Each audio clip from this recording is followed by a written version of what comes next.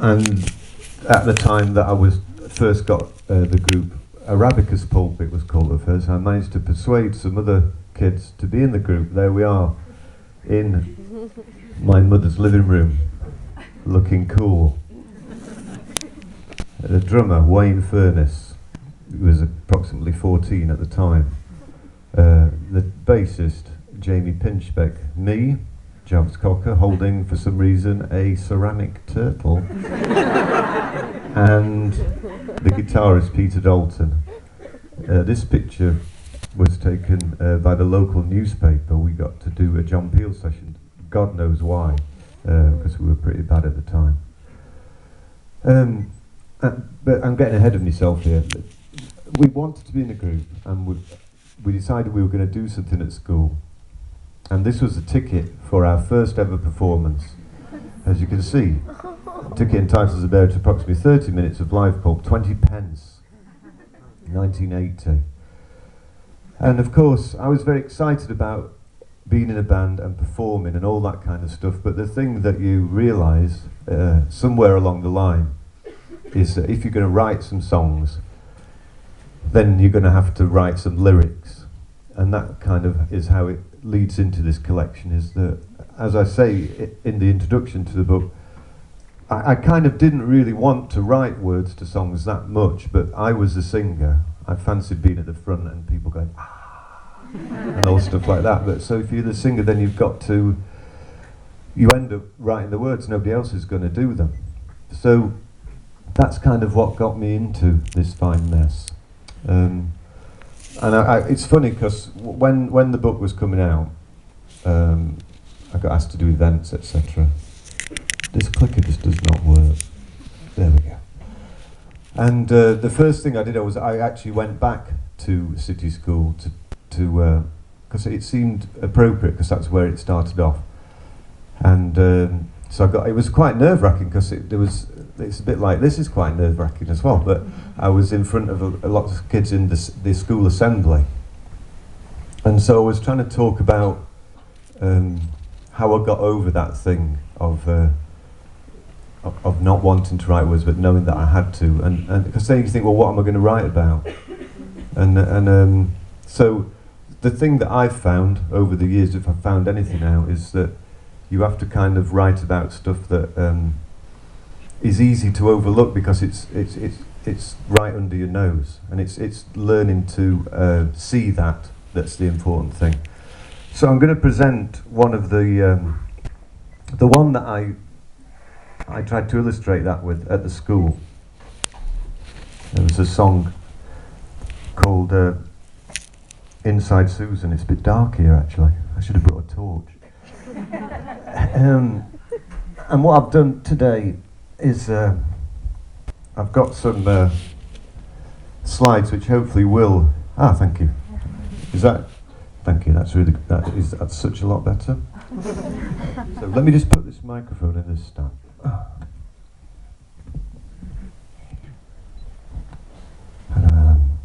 And so I've got slides which hopefully will help illustrate the lyrics. So let's start. Quiet.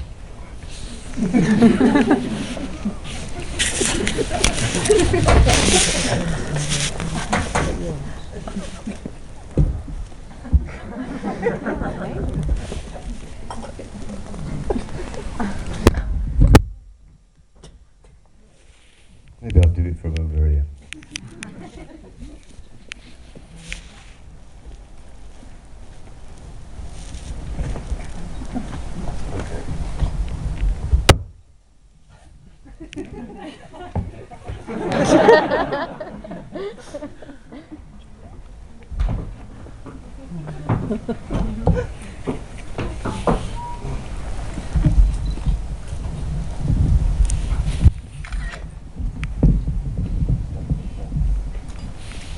Okay.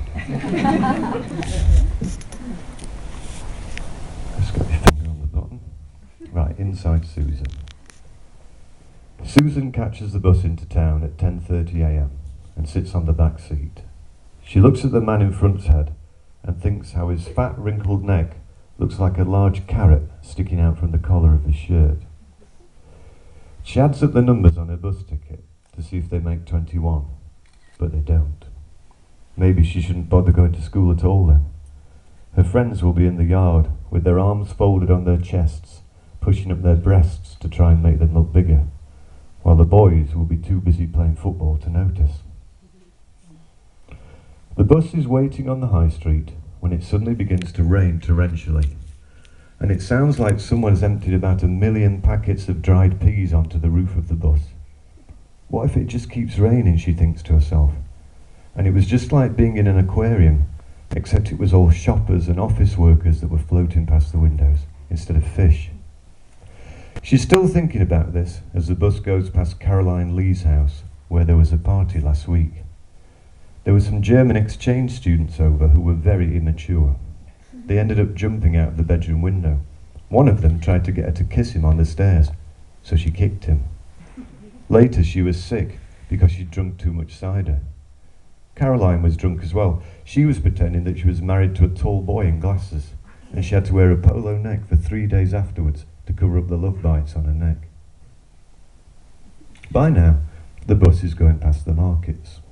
Outside is a man who spends all day forcing felt-tip pens into other people's hands and then trying to make them pay for them.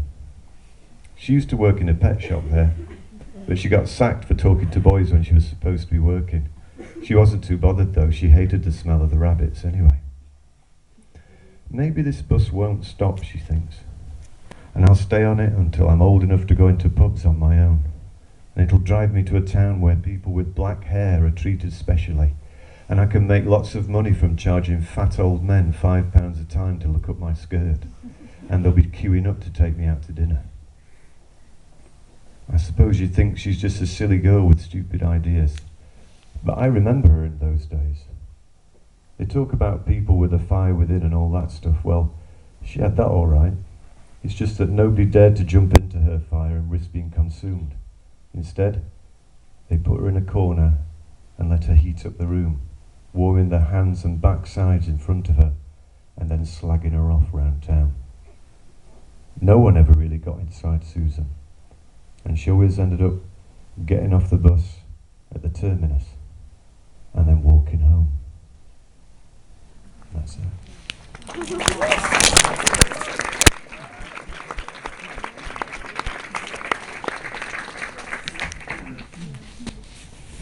I'm going to try going over here again. Yeah, so that was the one that I tried out on the kids. Like I say, they were all real things that happened in Sheffield, and I guess it took me a while to realise that was the stuff to write about, but I did. And I guess it, and I've said this before, you know, it was really kind of like leaving Sheffield and coming down here that made all that stuff happen. So I'm going to kind of, but let's stick with Sheffield for a while, yeah? So let's imagine now this is the last summer before leaving, and this is a song that was on the His and Hers album. I believe it's the last track on that album, not that I've listened to it for a long time, called David's Last Summer. I should explain that most of these ones that I'm doing are kind of spoken word anyway, because you know, if I started going, she came from Greece, she had a thirst for knowledge, then it might sound a bit silly. So let's try David's Last Summer. Okay. So, and also this is to warm us up, because it has gone a bit cold. I heard a few sneezes during that last year. I know. Yep. I'm the same. I've got a little bit of a cold today. I apologise if I'm sounding a bit like that. Can you hear all right? Yeah. Okay. Good. I'll try not to make a pop. Yeah. So this is David's Last Summer. So.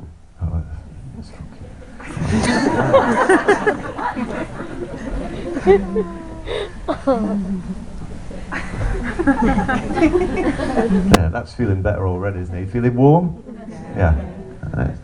The computer's not feeling warm though. Okay, I'll go back up.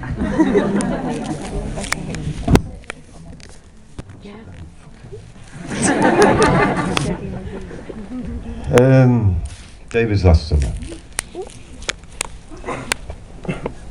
We made our way slowly down the path that led to the stream, swaying slightly, drunk on the sun, I suppose. It was a real summer's day, the air humming with heat, whilst the trees beckoned us into their cool green shade. And when we reached the stream, I put a bottle of cider into the water to chill, both of us knowing that we'd drink it long before it had chance. This is where you want to be. There's nothing else but you and her and how you spend your time. Walking to parties whilst it's still light outside. Peter was upset at first, but now he's in the garden talking to somebody Polish. Why don't we set up a tent and spend the night out there? And we could pretend that we're from somewhere foreign, but we'll still be able to use the fridge if we get hungry or too hot. This is where you want to be. There's nothing else but you and her and how you use your time. The room smells faintly of suntan lotion in the evening sunlight. And when you take off your clothes, you're still wearing a small, pale-skinned bikini. The sound of children playing in the park comes from far away, and time slows down to the speed of the specks of dust floating in the light from the window. Summer leaves fall from summer trees. Summer grazes fade on summer knees. Summer nights are slowly getting long. Summer's going, so hurry. Soon it'll be gone. So we went out to the park at midnight one last time, past the abandoned glass house stuffed full of dying palms, past the bandstand and down to the boating lake. And we swam in the moonlight for what seemed like hours, until we couldn't swim anymore. And as we came out of the water, we both sensed a certain movement in the air. And we both shivered slightly and ran to collect our clothes. And as we walked home, we could hear the leaves curling and turning brown on the trees, and the birds deciding where to go for the winter, and the whole sound of summer packing its bags and preparing to leave town. Oh, but I want you to stay. Please stay for a while. I don't want to live in the cold.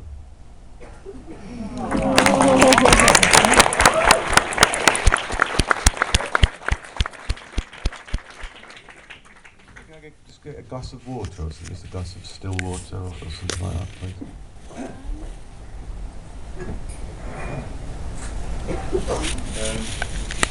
So I was excited. I was listening to the news on the way down here. Oh, cheers.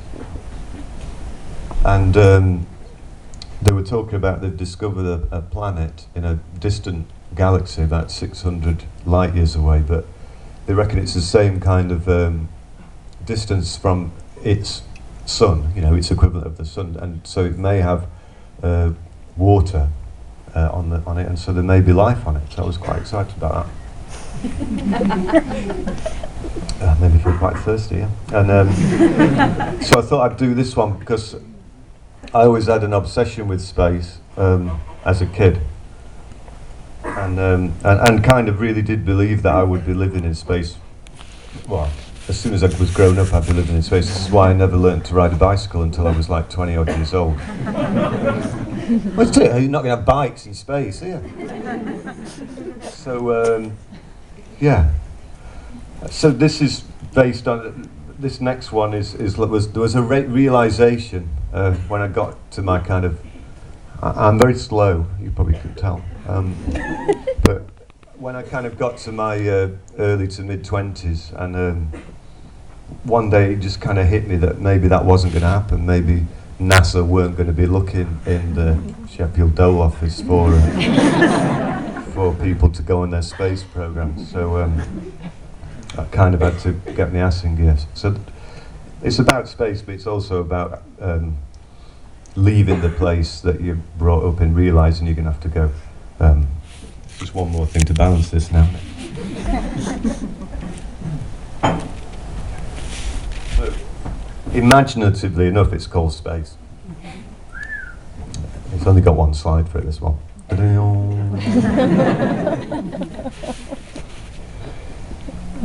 You said you wanted some space. Well, is this enough for you? This is what you've waited for.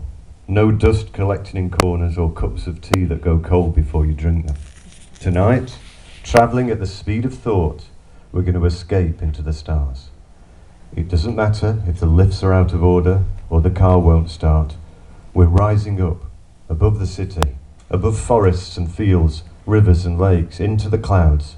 And there, up above us, the whole universe is shining in welcome. Did you ever think this day would happen?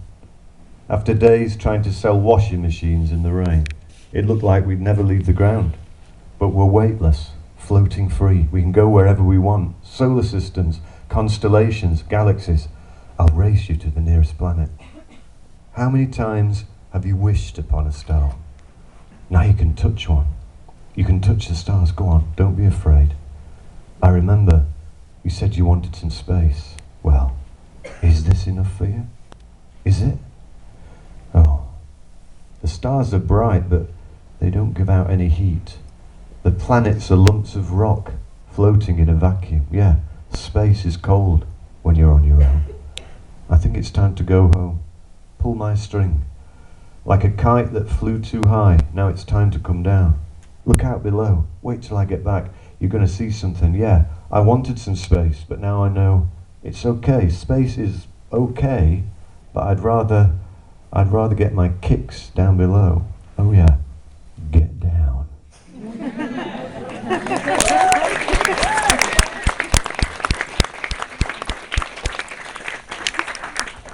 So I did leave Sheffield. I came down to London, and I was lucky enough to arrive in London in 1988 when Acid House was happening, so I was quite excited. So I kind of surprised myself by getting into that. I thought, so I kind of had this idea, I'm leaving, that's it, serious, get your life sorted, but I got sorted in a different way. So this one is a song that you may have heard before, so I hope it works. We'll try it, shall we? And we've got moving pictures for this one as well, just to shake it up a little bit. Okay. Are you all right, by the way? Is it okay? Yeah. Right, okay, all right. Okay, so this is Sorted for Ease and Whiz. Rap version. With a video. Okay. Oh no, that shouldn't be done. Let's turn the volume down. Okay. Oh, is this the way they say the future's meant to feel? Or just 20,000 people standing in a field? And I don't quite understand just what this feeling is, but that's okay, because we're all sorted out for ease and whiz. And tell me when the spaceship lands, because all this has just got to mean something. In the middle of the night it feels alright, but then tomorrow morning, oh, then you come down. Yeah, the pirate radio told us what was going down. Got the tickets from some fucked up bloke in Camden Town. And no one seems to know exactly where it is, but that's okay, because we're all sorted out for ease and whiz. At 4 o'clock, the normal world seems very, very, very far away.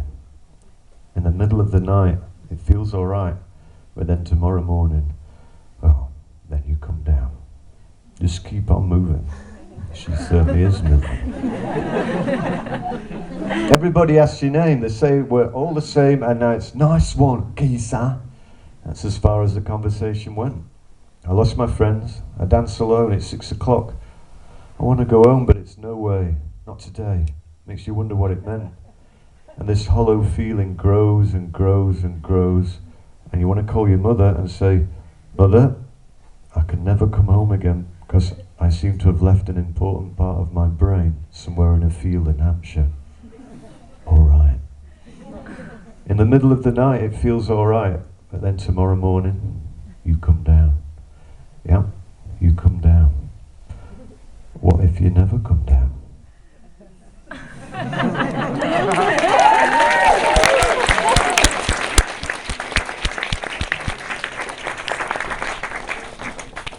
Okay, so I arrived in London, got into the raving, and the next thing was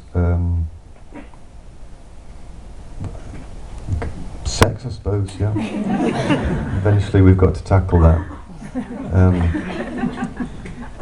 So this is one, for some reason I lived in South London and I was in kind of around Elephant and Castle.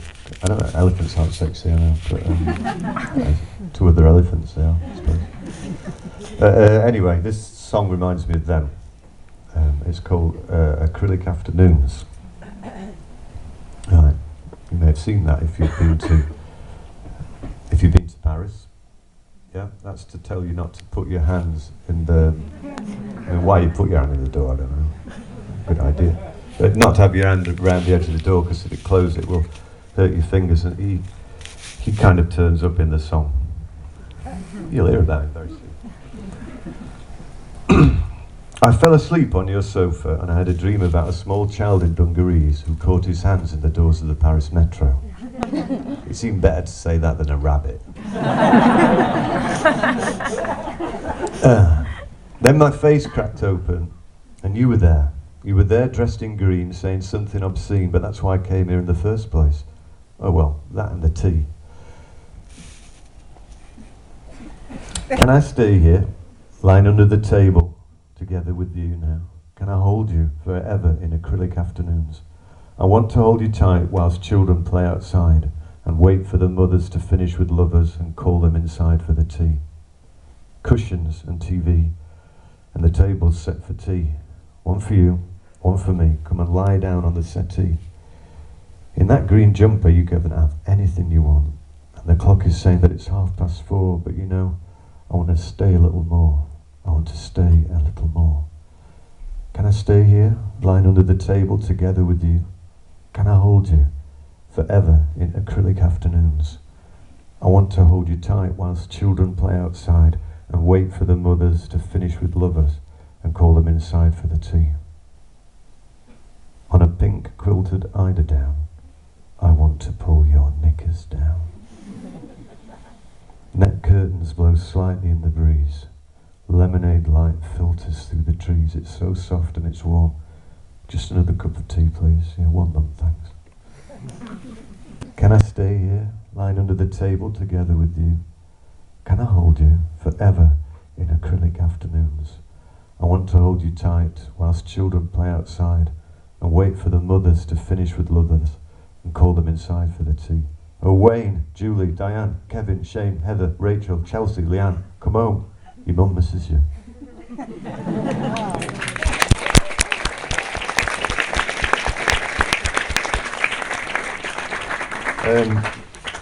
And of course, love can lead to marriage. Not quite in my case. But at one time I was supposed to be getting married, and I was kind of nervous about it. I suppose you're supposed to be, aren't you? And so this song never really saw the light of day properly, but it's it was an attempt to think of a new set of wedding vows, you know, rather than all the promise to honour, obey, etc. I was trying to come up with a more realistic set of wedding vows. Never got to present it to a priest to see whether it would work, but I'll present it here to you, see what you think. It's called Modern Marriage. I thought it's kind of modern, isn't it? Lego people getting married.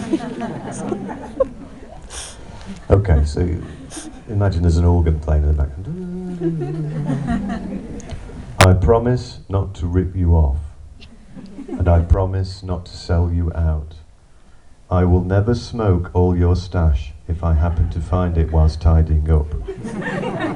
Which, let's face it, isn't likely. Well, I would always leave you at least a joint's worth anyway. And I will never eat the last bit of cereal and then put the empty packet back hoping you won't notice. Or if I do, I'll pay for the next lot, I promise, because I know that really gets on your nerves. And I will never sleep with any of your friends. Well, not your best friends. I don't know just what I'm meant to do. I don't want to make it wrong for you.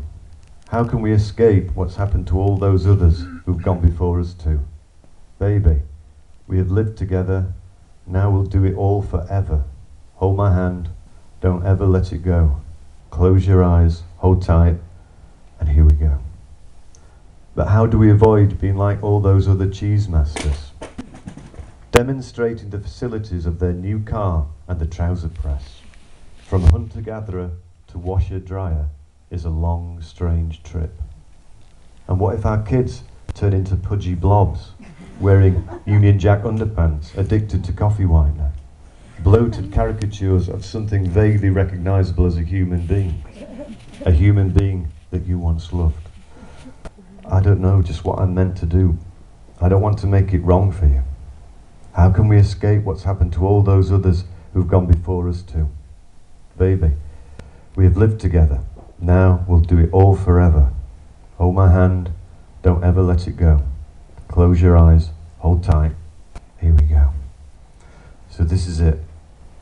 We're walking down the aisle. The dawning of a new era. Is this the start of a new airbrushed Disney life?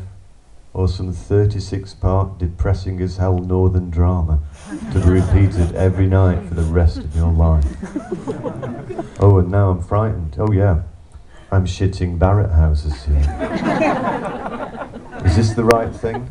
And then suddenly I'm turning to look at your face and I'm saying, I do, I do, I do, I do.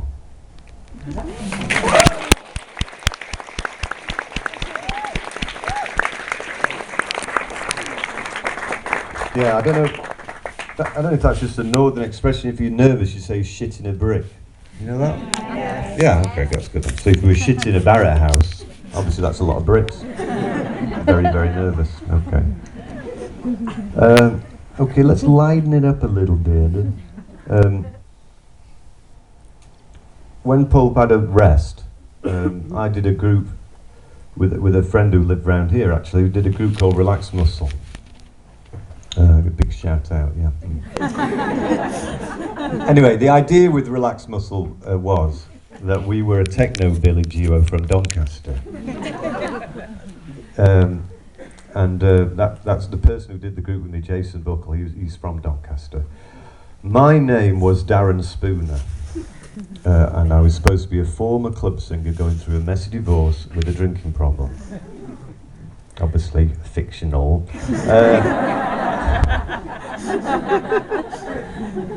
And we did one EP, the heavy EP, and nobody knew any the wiser. But then we did a concert at Bethnal Green Working Men's Club in May 2003.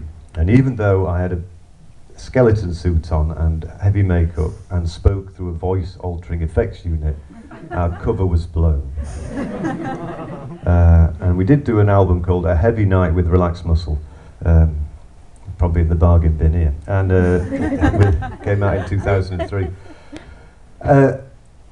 And so, to give you kind of a bit more of a window into Darren's world, I'm going to read this. This originally was in the Christmas 2003 edition of Time Out, you know, the listings magazine. And I don't know, I think I got the wrong, the brief was something like, what's your dream for the future, or something like that. But this is what they got. Which is not really what was required, I don't think, but anyway. This is called Darren's Dream. So you've got to imagine, this isn't me doing this is Darren, okay? Don't mix the two up. Right, this is Darren's Dream. Right. It was night time. I'm not going to do it in an accent now. It was night time and I was outside on a country road. There were hundreds of toads trying to cross the road to get to their mating pond. But they were moving too slowly and they were getting squashed by passing juggernauts. I wanted to pick them up and carry them across the road to the pond, but I didn't have anything to put them in, and I don't like touching things that are slimy. Suddenly, I was standing on some cellar steps with a bad stomachache. There was an awful taste in my mouth. I realised that I had swallowed the toads in order to transport them. I began heaving, and eventually sicked up a large toad covered in thick mucus. Then another, then another. After a while, a door opened at the top of the cellar steps and someone shouted down my name. Barry White was due on stage in 10 minutes and I hadn't ironed his shirt yet. I ran up the stairs and I was in the kitchen area of the Park and Arborthorne Working Men's Club. An ironing board was set up near the cooker with Barry's shirt on it, but I couldn't plug the iron in because it had a European plug on it and the PowerPoint was English. Jane Seymour walked into the room, wearing the same outfit as in Sinbad and the Eye of the Tiger. That's her on the left. Yeah. She put her arms around my shoulders and tried to kiss me. I said I had to finish the shirt. How do you think I got my hair so straight? She said. She took the plug of the iron and put it in her mouth. Then she bent over the ironing board and began ironing the shirt. I took her from behind as she was doing this, and the iron let out a cloud of steam. Soon it was like a sauna. Her skin was smooth and covered in beads of sweat. I felt that I was about to come. I closed my eyes in order to savour the moment. In my ear, I heard the words, "Is everybody in? Is everybody in?" I opened my eyes and I was sat round a campfire with some Red Indians. Jim Morrison was dancing and singing with a bottle of Newcastle Brown in his hand, which he kept swigging from. He had a long beard and was very overweight. He was wearing a flowery shirt and tracksuit bottoms. The smoke from the fire was burning my eyes. I looked down and saw I still had a hard-on. None of the Indians had noticed. They were arguing about whether to allow a monster truck rally that was scheduled to take place on their land the next day to go ahead. Jim began to sing, "I Believe I Can Fly." The Indians took no notice. I was appalled because he was getting all the words wrong. A shot rang out. Jim fell onto the fire and was immediately engulfed in flames. He burnt blue, like when you put rum on a Christmas pudding. I guess that's all the alcohol, I thought. Charles Bronson approached the campfire, his rifle still smoking. He was dressed like in Chato's Land, which is my favourite film. He offered me some chips. "They're cooked in dog fat," he said. I took one to be polite. The toad taste came back into my mouth and I had to spit. It landed on one of Bronson's moccasins. The Indians went crazy and dragged me to my feet. Bronson was laughing. They dragged me over to a large wooden pole stuck in the ground. Eva Herzegovina was already tied to it, wearing her bra and pants, like in those adverts from a few years ago. They tied me up so that my body was against hers, face to face. Save me," she whispered. Her breath was hot on my cheek. I wanted to do it to her, but I was tied so tight I couldn't move. I knew that in a few seconds we were going to be burnt at the stake.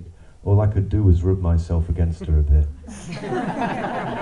As I rubbed, she kept whispering, "Save me, save me." And the pole began to grow out of the ground, going higher and higher and higher. "The flames will never reach us here," she said, and we started kissing. Suddenly, there was a sound of a gunshot, and her body went limp. Bronson was shooting from below. The same shot that had killed her had broken the ropes holding me. I moved around to the other side of the pole and began shinning up it. At the top of the pole was a trapdoor. I pushed it open and climbed through. I found myself in a Shaolin temple, just like the one at the end of Enter the Dragon. Bruce Lee was sitting on the floor crying. I asked him what was wrong. He told me that his manager had signed a sponsorship deal with Gap, and now he had to wear cargo pants whenever he fought. Plus, he was signed up to do a tour of British holiday camps during the summer, demonstrating his martial arts skills. I saw that he was indeed wearing cargo pants, although they were black instead of the usual khaki colour. I told him from a distance no one would be able to tell. This seemed to enrage him, and he jumped up into a fighting pose. I said I didn't want to fight, because he's one of my heroes, but he wouldn't back off. He kept doing flying kicks to my face, but I wouldn't fight back. My nose started bleeding, and when I looked down, there was a Yorkshire Terrier licking up the pool of blood that had collected at my feet. I kicked at it to shoo it away, and it sunk its teeth into my foot. It didn't really hurt, just like little pins sticking in me, but it was irritating. I tried to shake the dog off, but he wouldn't let go. I kicked him against the wall, but he still wouldn't let go. I realised that I was going to have to kick the dog to death to get it off my foot. I didn't want to do this because I'm an animal lover, so I started to cry. Then I heard Bruce Lee laughing at me, and I lost my temper. I gave him a roundhouse kick to the head. He fell to the floor, and when he got up, the Yorkshire Terrier was attached to his face. It seemed to be eating his cheek. He screamed and jumped through one of those paper screens that they always have in Kung Fu films. I looked at my watch and I saw it was 11:30. I suddenly remembered that we were supposed to be playing a concert and that we were due on stage at 11:15. I was late. I pushed open the temple doors and I could hear music coming from up a staircase. I ran up the stairs and I was under the stage. The stage was see-through and I could see the rest of the band playing without me. I banged on the stage but they couldn't hear me because they always play so bloody loud. It was like that bit where the kid's under the ice in The Omen. They finished the song and I managed to attract Jason's attention. He opened the trapdoor and then I was on stage. Then he started laughing. I looked down and I still had a hard-on and no trousers. Then I woke up.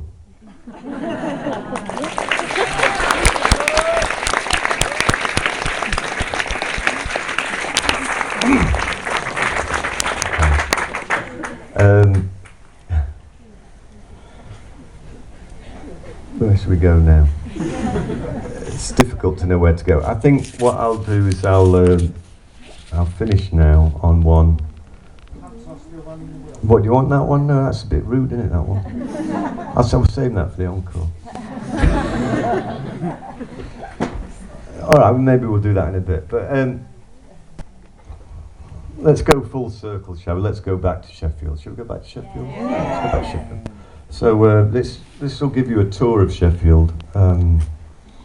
This song is called Wicker Man and it was on the last Pulp album, Wheel of Life. And yeah, it's kind of about it's about two real rivers really that run through Sheffield. And kind of, I liked the idea of the river kind of connecting all these people and places.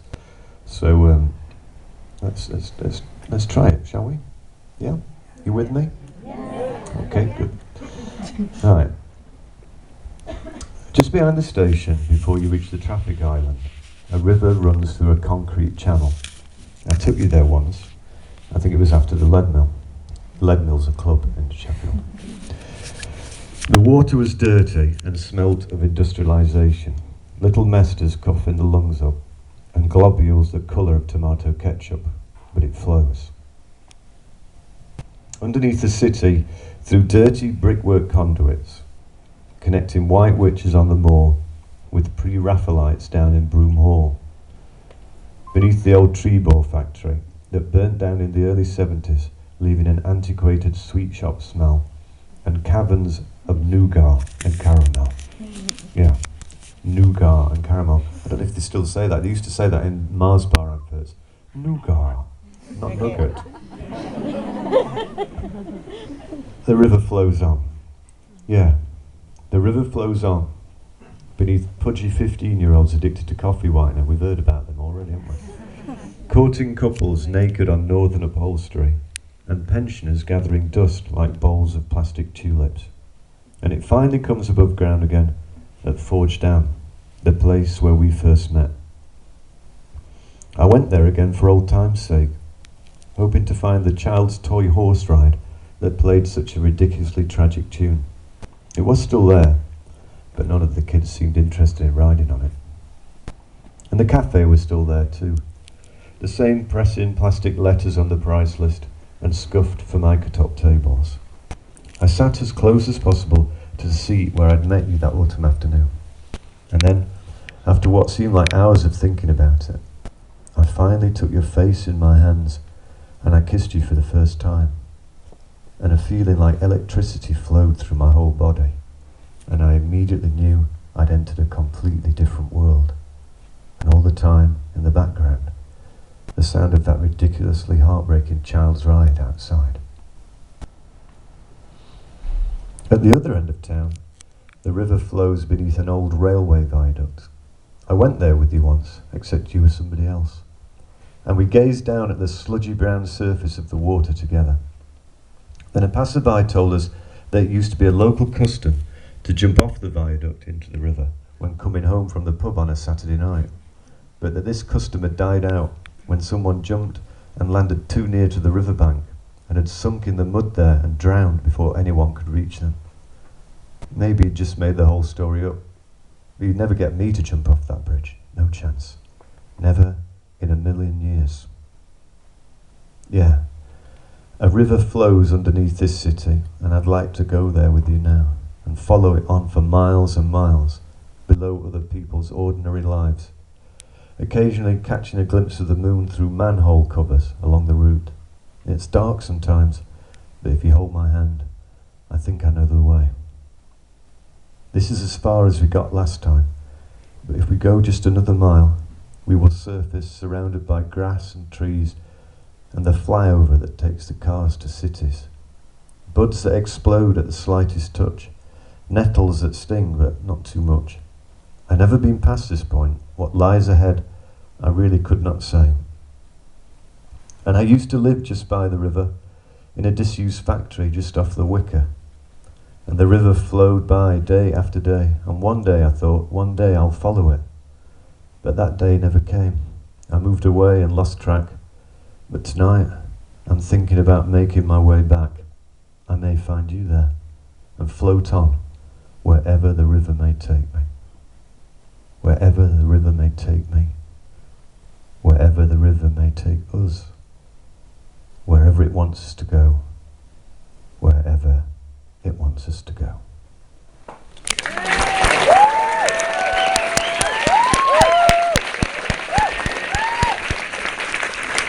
Thank you. Thanks very much. Thanks. I'd like to say thank you very much for coming out on a cold winter's evening, and thank you for your patience and for listening. And anytime. and yeah, I've never done that before, so yeah, thanks a lot. Cheers.